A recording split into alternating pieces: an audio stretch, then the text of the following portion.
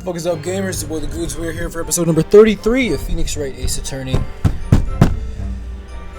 Unrelated. The reason I'm out of breath is because I was watching some My Hero Academia edits, and I wanted to hold the phone and still do attacks onto my punching bag that you can't see. And of course that means kicking, right? If I'm holding the phone, I'm gonna kick. So when I was a kid, I watched The Karate Kid.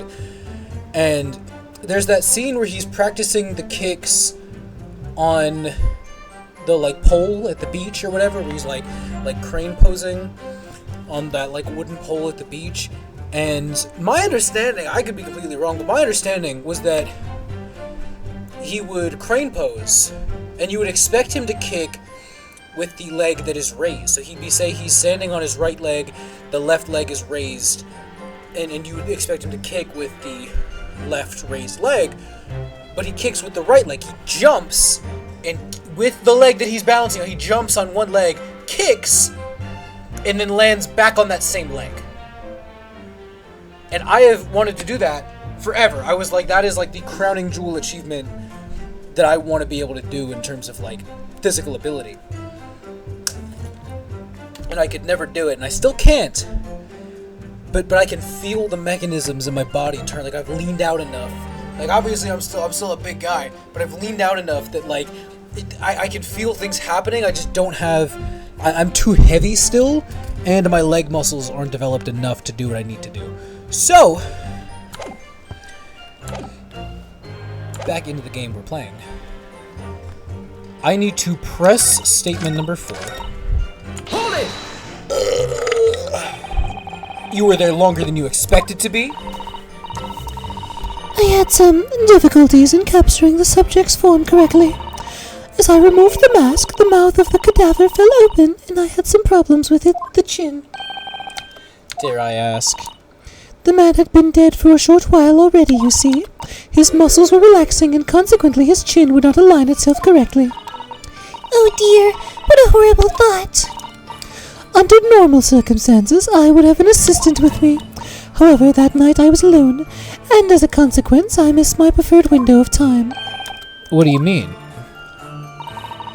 When I take the impression of the visage of a cadaver, I always wait until 3 hours after death.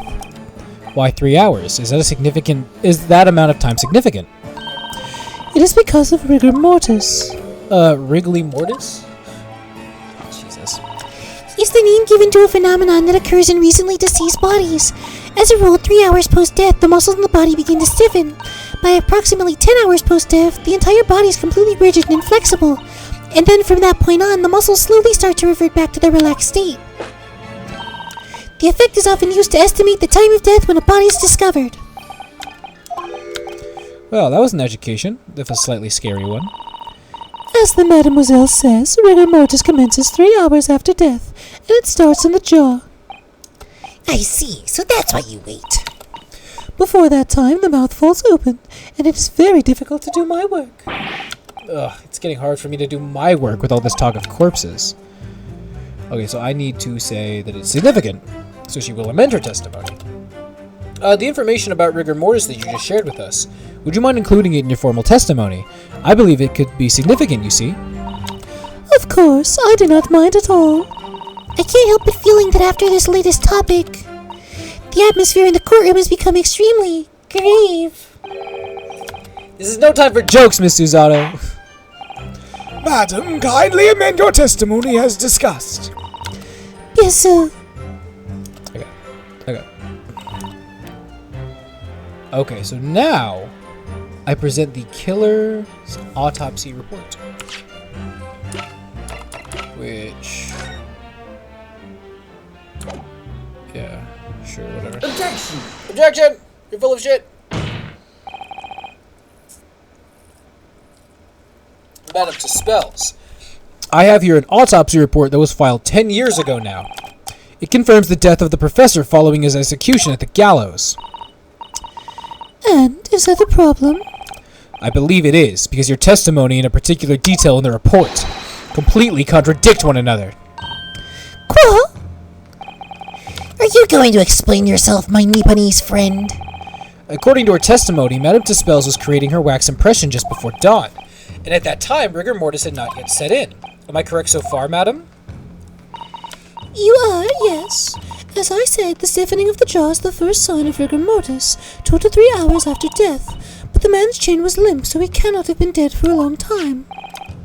But on the other hand, if you look at Dr. Scythe's report, it quite clearly states the following. Death by hanging confirmed at midnight, the 13th of June. No.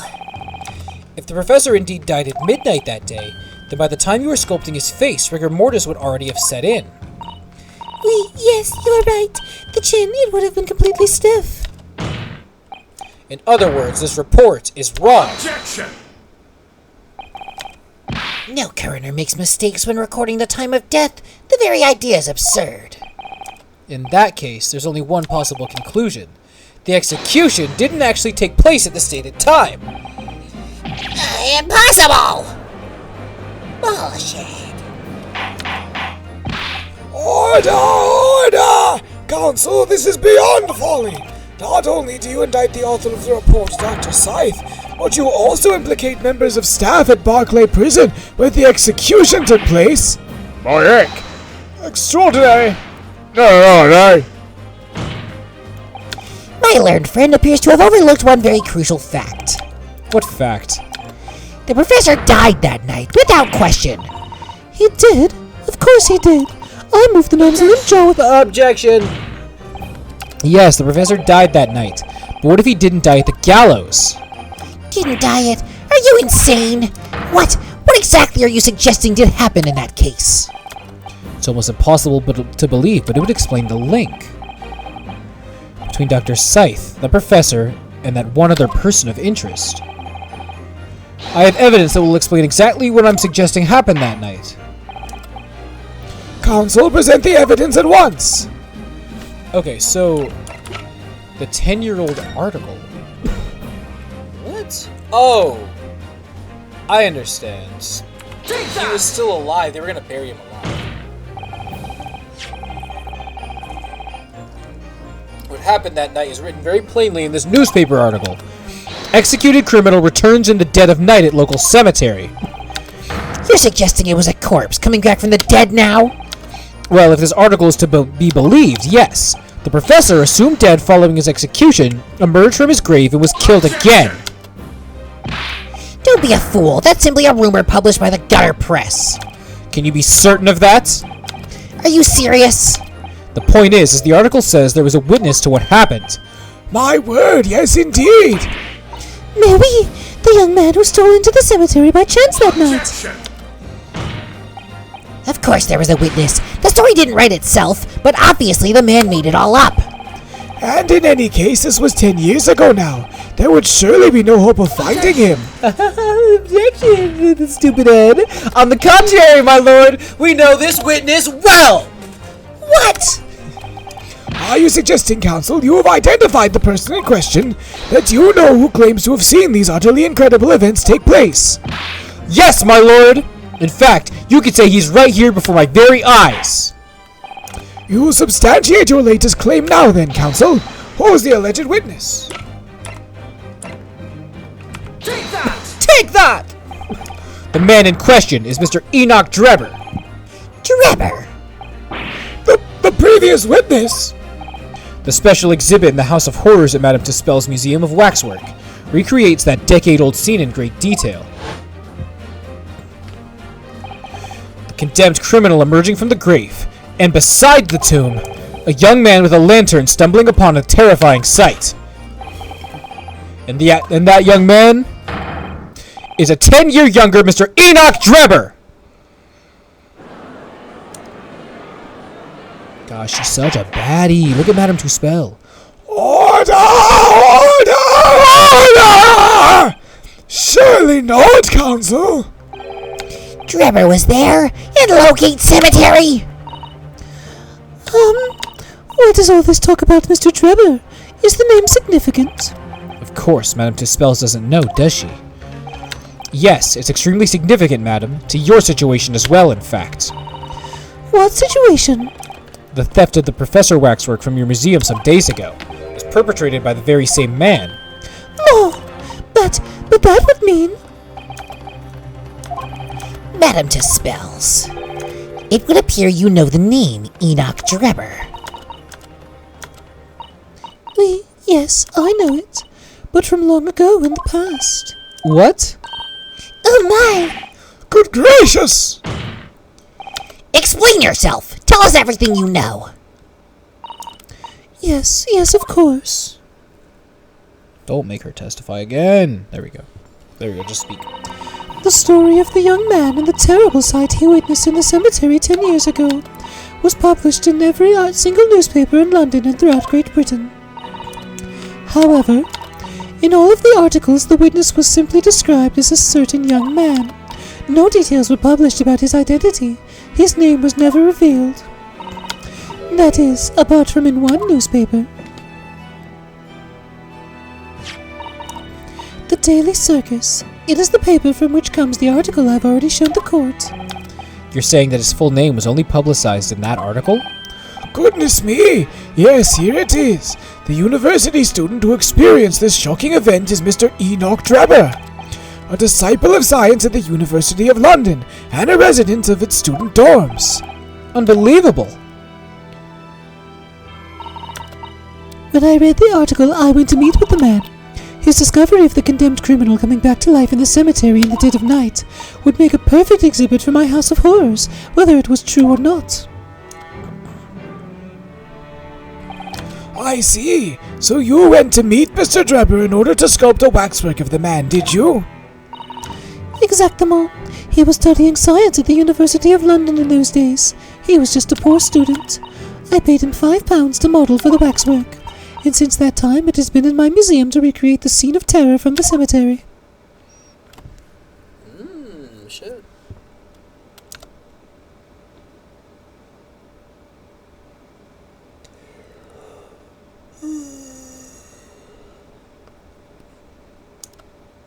They don't even have anything to say, they're just quiet. So, 10 years ago, a young man appealed to the public about an extraordinary event he'd witnessed. A criminal who'd been put to death, re-emerging from his grave in the middle of the night. But the public treated his claim as nothing more than an amusing anecdote that was soon forgotten. 10 years later, the same man steals a waxwork model of the executed criminal, ostensibly to use as a body double for the victim in the case we're discussing here today, even though the waxwork's build is a poor match for the victim and its face is obscured by a mask. So the question is, why would the man do such a thing? Which brings us to 3 days ago when the birdcage crashed into the Crystal Tower. If the birdcage had in fact contained not only the body, or not the body of Mr. Osmond, but that same waxwork, the coroner from Scotland Yard who investigated, Dr. Scythe, would have noticed immediately. And yet she submitted this autopsy report for the victim, which the court has seen earlier. Why? Because the waxwork of that was that of the professor, is that what you're saying? Dr. Scythe put her name to a document confirming the death of a condemned criminal who was still alive, a criminal whose apparent resurrection was witnessed by Mr. Drebber. But that misconduct was a deadly secret the coroner would do anything to protect, which is precisely why Mr. Drebber used that particular waxwork as the body double. What? Hold on. So, he's implying right now that Drebber tried to blackmail her with that knowledge when nobody believed him the first time and it's been 10 years. Yeah. I'm gonna need I don't even believe you. My lord, this court must summon Dr. Scythe to the stand. The defense is determined to find out exactly how the coroner and Mr. Drebber are connected. But according to the missive I received this morning through the prosecutor's office, Dr. Scythe is unable to participate in these proceedings. Is that not the case?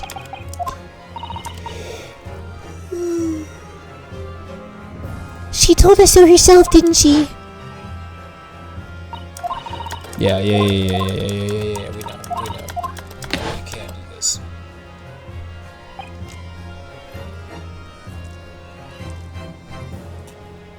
Something happened on the night of that killer's execution 10 years ago, and surely nobody would want to get to the bottom of it more than Lord Van Zeeks. The prosecution calls for the instructions in that missive to be scrapped! But Lord Van Zeeks, the missive was issued from the Lord Chief Justice's office. The assigned prosecutor is the final say on policy in any particular trial. In other words, me. Yes! Let Enoch Drebber and Dr. Scythe both take the stand together. We're really just taking advantage of this guy. This is crazy. Order! Order! Order! Very well, I will uphold your request. Bailiff, send a subpoena with immediate effect addressed to Dr. Scythe of the Forensic Investigation Team. The woman is compelled to attend on Her Majesty's orders. Alright then. Enoch Drebber and Dr. Scythe. If they weren't colluding with one another, this crime could never have been committed. I'm just a stone's throw away. I can feel it! The truth behind all of this is about to come out! Oh shit. Oh shit! Oh shit! Thank you for your attendance at such short notice, Dr. Scythe. I'm disappointed in you, Lord Van Zeeks. You've completely betrayed the agreed policy of both Scotland Yard and the prosecutor's office. Betrayal is not in my nature, as long as the truth isn't compromised. If it is, if there's even a hint of wrongdoing, then no matter whom it concerns or disgruntles, I will pursue the matter to the bitter end, as would any prosecutor worth his salt. Mr. Drebber, you took the victim's life by means of a machine that you constructed in your workshop. And Dr. Scythe, as the investigating coroner, you were the first on the scene to examine the victim's body. It's the belief of the defense that you collaborated with each other and were both complicit in this crime. And where's your evidence? At present, we have no definitive evidence, but we do have a very significant clue. What are you talking about? I'm talking, of course, about the waxwork. This model of the killer known as the Professor, who was sentenced to death 10 years ago. You don't need to tell me. I witnessed the man's execution with my own eyes, and officially pronounced him dead. That remains to be seen. Is that so? According to the newspaper reports from the time, on the night following his execution, the killer came back to life. Don't waste my time. And the sole witness to that mysterious event was you, Mr. Drebber, wasn't it? If what you saw in the graveyard that night 10 years ago wasn't some chilling fiction, but reality, it would make you privy to a very great secret of Dr. Scythe's. A secret so profound it could compel the coroner to agree to collaborate in your evil scheme, in fact. Mr. Drebber, tell the court. Tell everyone the truth of what you saw that night in Lowgate Cemetery. So he was the student who saw it. You can see the resemblance, actually, can't you, with the man and Madame Tussauds? So he's not going to claim that's what he really saw, especially not after all these years. He was also a student at the university. A bit too clever for his own good, if you ask me.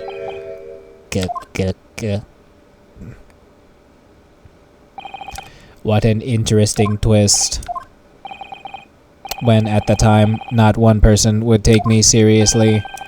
Yet now here we are, 10 years later, and suddenly my story matters. And in a court of law, too.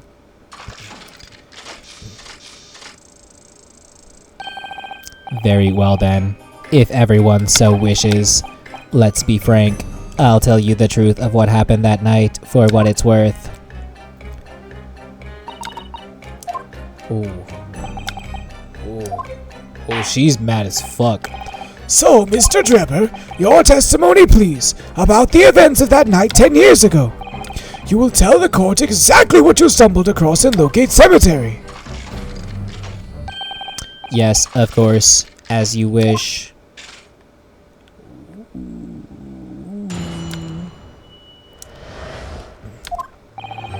The reason I was in Lowgate Cemetery at all 10 years ago was for a spot of moonlighting, shall we say. Yes, the illustration in that newspaper article was based on what I witnessed that night.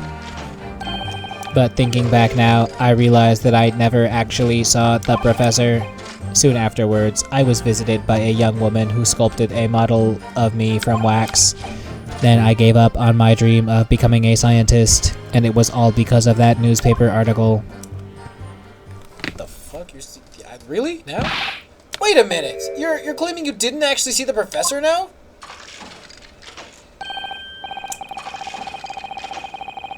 Of course. You would have to have a screw loose if you believed a corpse could come back from the dead. But, so you're saying this article is not worth the paper it's printed on? I think that would describe it perfectly, yes. Ah! If the details in the article aren't true, it nullifies your argument for why Mr. Drebber and Dr. Seif would have been working together. So he's discrediting himself to cripple my argument? Tell me, witness, you claim to have been in the cemetery on some auxiliary business. Can you elaborate? That's right, grave robbing to be precise. As you know, Lowgate Cemetery is at the rear of Barclay Prison, so among students at the university, it had a reputation for being haunted by the ghosts of condemned convicts. Grave robbing, you say? Yes, exhuming fresh corpses to sell is reasonably lucrative. Of course, I never laid a finger on any valuables buried with the dead. So you are one of the so-called resurrectionists, a particularly unpleasant scourge on society.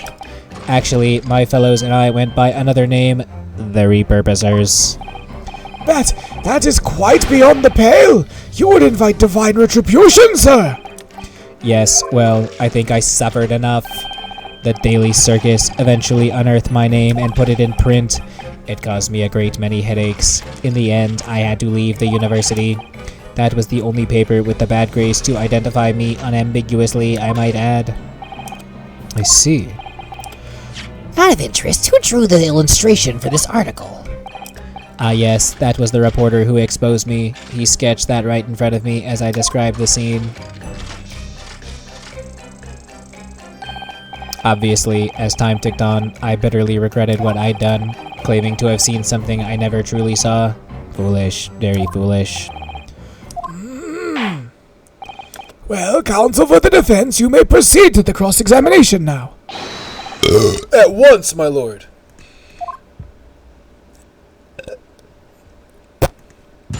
Okay. So, apparently immediately on his third statement, we need to present the 10-year-old article. Objection! Which is so funny. I'm sorry, Mr. Drebber, but I don't believe that. Don't believe what? Your latest claim. You did see the professor on that night 10 years ago. Oh dear, we seem to be at odds. But I was there, and you were not. I know what I didn't see. The illustration with this article was drawn based on what you told the journalist that you witnessed. A figure emerging from a tomb, wearing an iron mask. Yes, when the killer was tried 10 years ago, it was decided in the closed court's ruling the man would wear the mask to hide his identity. It wasn't to be removed even during his execution and subsequent burial. Not even the prison wardens were to see the man's face. But obviously, the provision of this mask was not public knowledge. So, Mr. Drebber, as you've just heard, a lowly student of the University of London certainly wouldn't have known about the condemned man's mask. So unless you'd actually seen the professor that night, it's inconceivable the artist would have included the mask in that illustration.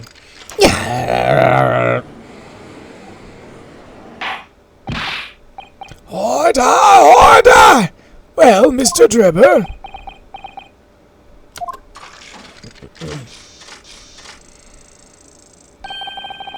It's a vile scene, isn't it, if you look closely? And as I've already been at pains to point out, I was utterly petrified, which is why I had it in my head I'd seen such a blood-curdling sight. But afterwards, I came to my senses and realized that I'd been mistaken. You're still saying you didn't see it? If you're stubbornly sticking to that story, witness, then amend your testimony to explain exactly how you think your eyes deceived you. Of course, only too happy to oblige. Can't believe he's still not going to concede the point. Yeah, what the fuck are you talking about? Othello grave robber at work. Really? Hold it!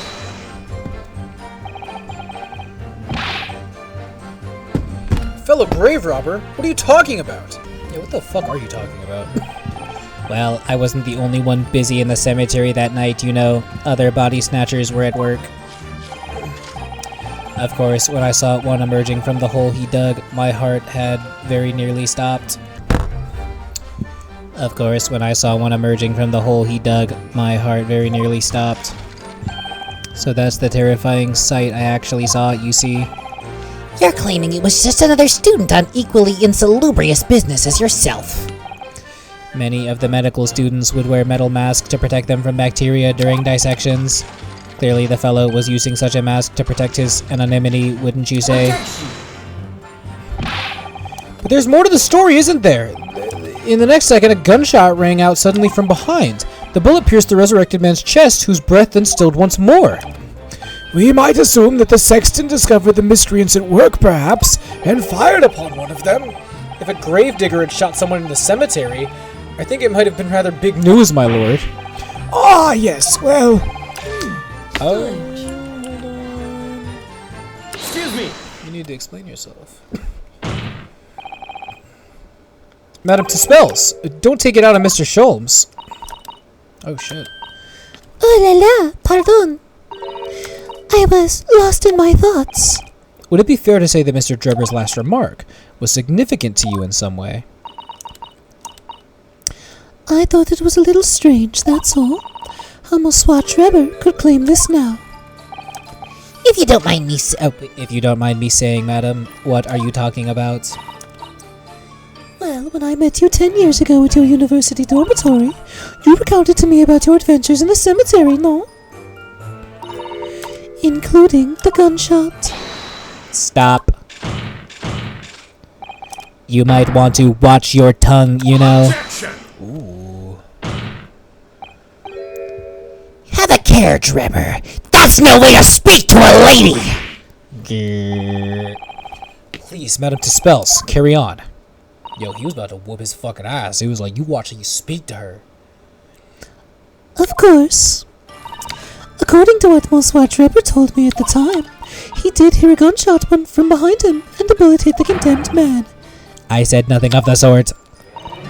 No, you were very explicit about the details, about the mask that the figure was wearing, and the blood that spattered over you when he was shot. Enough. Shut up, woman. You're making all of this up.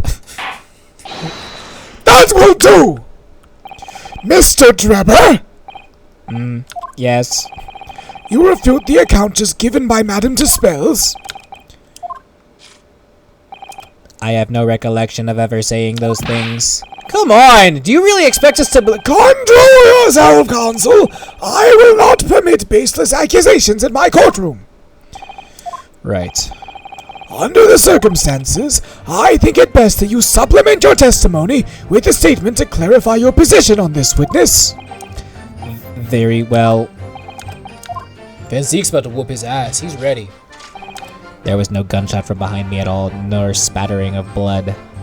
So, press the new statement.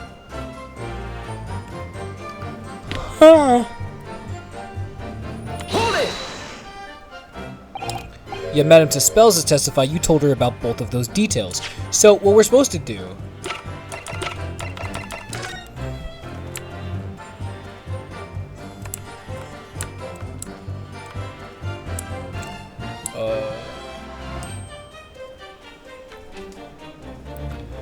examine the front of the camera to unfold it. What a wonderful machine! You really love contraptions like this, don't you? Oh yes, anything mechanical I find absolutely irresistible. Almost irresistible, surely. Well, whenever I see a pocket watch, for example, I can't help myself. I simply have to take it apart. That's worrying. Yes, Father tells the time by the rumblings of his stomach now. He's given up on having a watch. Poor Professor Miko Toba. Can I look at that? Look, Mr. Naruhodo. What is it? On the bellows just here, there seems to be some dark red stains. Yes, you're right. Looks like blood, actually. Oh my! I'm sure it's not what you're thinking. Alright, I know we're going a little over, but we've been going a little under, so we'll get there. Not true. I said nothing of the sort. 10 years have passed. Without material evidence to the contrary, you have no grounds on which to question the witness's word. Tell me about him, Dispels. Oui. What exactly did Mr. Drebber say about the blood that apparently splattered on him? Alors, this is what he told me. All of a sudden, he heard a very loud gunshot from behind his back. The bullet hit the figure who was emerging from the tomb in the middle of the chest, in his heart. One dreadful sight after another. And since Monsieur Drebber was at the time facing towards the condemned man, the blood sprayed from the wound and splattered on his body. That is what he told me.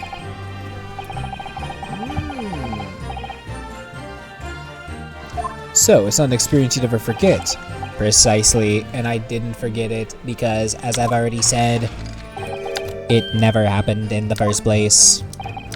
He's clearly lying. If only I had some evidence to prove it. We can't let him win, Mr. Naruhodo. We mustn't overlook a single detail, no matter how small. Okay. So, now we'll end the episode for now. For now, thank you so much for watching.